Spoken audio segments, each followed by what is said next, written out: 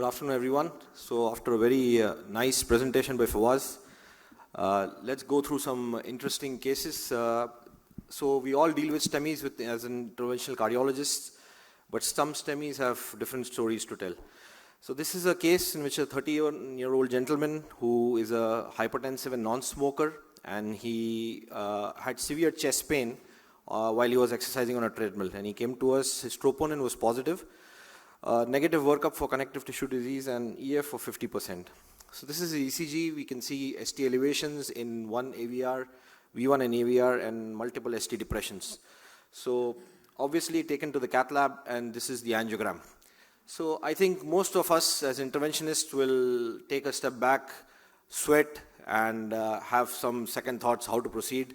Fortunately for me, this is the angiogram from the right, so it was collateralized. So I took a step back and think what to do. I mean, I don't have time to hold and take opinions, but let's go through the case. So my initial reaction was, what is this? Once we plan the further strategy, it's going through your head that it's a catheter-induced dissection because of the OptiTalk 5 French. Unlikely. Is it a thrombotic occlusion secondary to plaque rupture? Most likely. Is it a spontaneous coronary artery dissection? Is it a type A aortic dissection which is compromising the ostium of the left main? So what I did is took a non-traumatic non-traumatic guide and wired it. Fortunately for me, it established flow. And as you can see, the wire is in the distal lumen. And so this, relaxed, you can take a step back and relax. Obviously, wire the circumflex is the next step. So I decided to image this because it's a ostium of the left main. So this is the IVUS. I'll just let it run for everyone's benefit and on full screen. So I'll just let it run once. So you can see this is coming towards the ostium of the left main.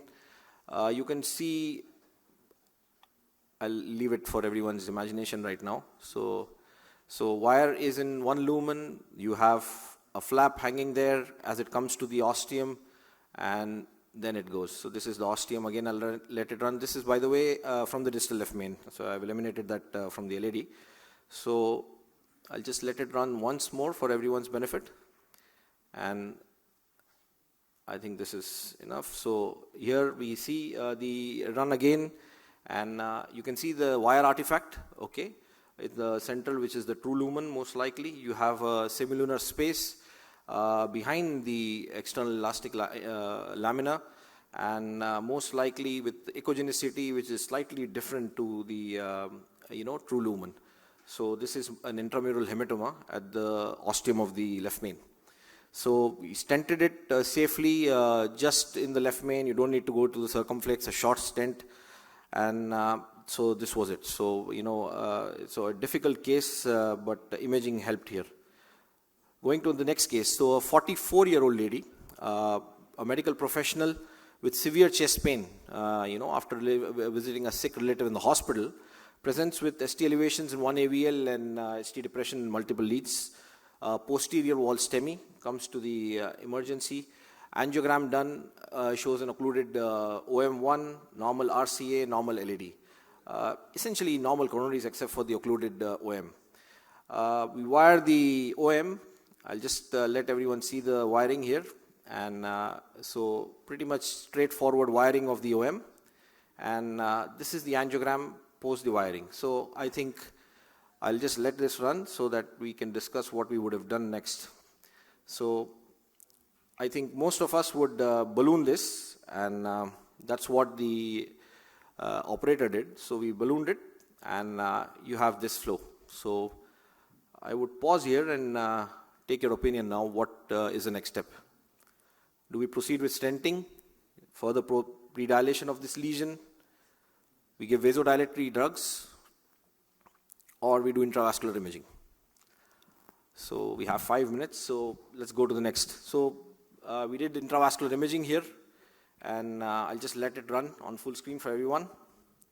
So this is from the distal OM into the proximal circumflex. So wire artifact seen, IVUS catheter, and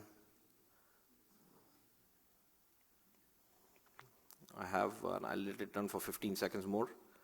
So this is the proximal circumflex.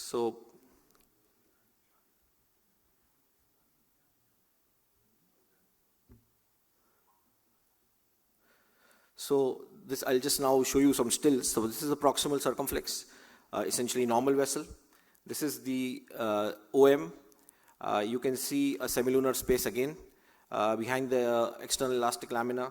This is compressing the true lumen. Now distally you can see the lumen being compressed, and that's what is causing the slow flow.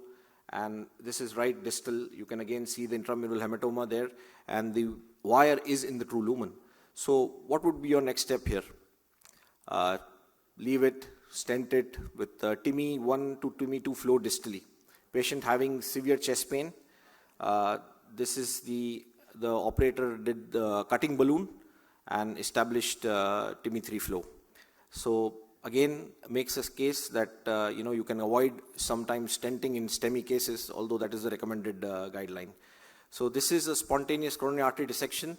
As Fawaz discussed in the earlier one, SCAD is a very, very common diagnosis which all of us see very commonly now in our practice, and sometimes we miss the forest for the trees.